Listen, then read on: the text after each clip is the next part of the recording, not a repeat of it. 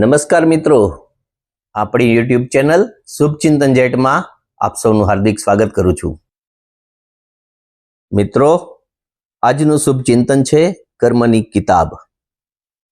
વ્યક્તિના જીવનમાં સુખરૂપ જ્યારે ચાલતું હોય ત્યારે કંઈ પણ વિઘ્ન આવે, કંઈક વિક્ષેપ સર્જાય છે, કંઈક પ્રતિકૂળતા સર્જાય છે, ત્યારે વ્યક્તિ પોતાના કર્મોદયને બદલે અન્યને દોષિત માનતો હોય છે. કોઈ પણ વાસ્તુ દોષ કે પિતૃદોષના બદલે જ્યારે આપણે સ્વદોષ તરફ દ્રષ્ટિ કરીશું ત્યારે આપણા જીવનની કિતાબ આપણને સ્વદર્શન કરાવતી હોય છે. વ્યક્તિ પોતાના તન મન અને ધનથી ધારે તેવી કર્મની કિતાબ લખી શકે છે અને તે લખેલી કિતાબ જ ભવિષ્યમાં તે મુજબ તેના જીવનમાં પરિણામ લાવતી હોય છે. મિત્રો, વ્યક્તિ બ્લડ પ્રેશરના ડરથી ખારું ખાવાનું છોડી દે છે, ડાયાબિટીસના ડરથી ગળપણ ખાવાનું છોડી દે છે, કોલેસ્ટ્રોલના ડરથી તેલ અને ઘી ખાવાનું છોડી દે છે, પણ દુર્ગતિના ડરથી હરામનું ખાવાનું છોડતો નથી. તો ચાલો આજે આપણે માણીએ સ્થાનકવાસી જૈન દરિયાપુરી સંપ્રદાયના શ્રી અપૂર્વ મુનિ મહારાજ સાહેબની સ્તવન રચના કર્મની કિતાબ.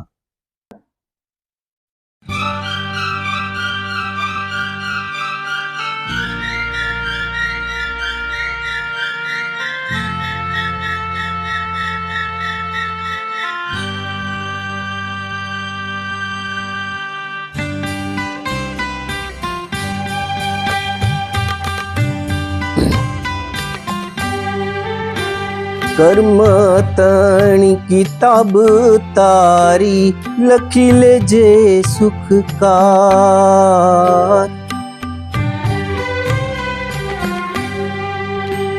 કર્મ તણી કિતાબ તારી લખી લેજે સુખકાર.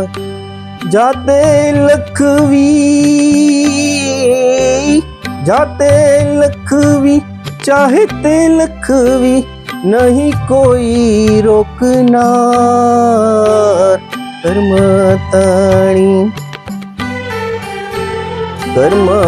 તણી કિતાબ તારી લખી લેજે સુખકાર.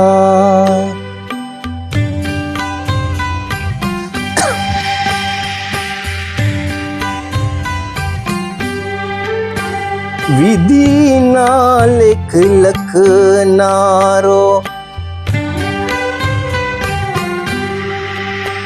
વિધિના લેખ લખનારો વિધાતા નહીં કોઈ, વિધાતા નહીં કોઈ.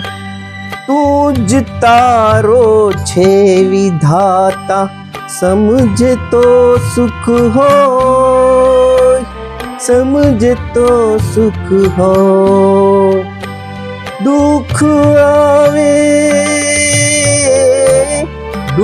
આવે ત્યારે બીજાને સાને કરે બદનામ.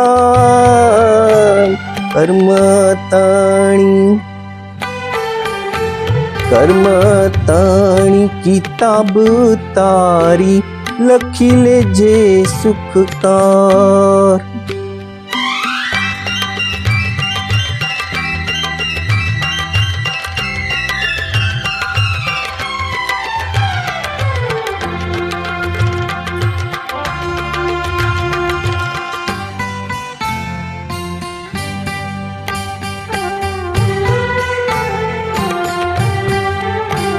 કર્મ તણો હિસાબ તારો,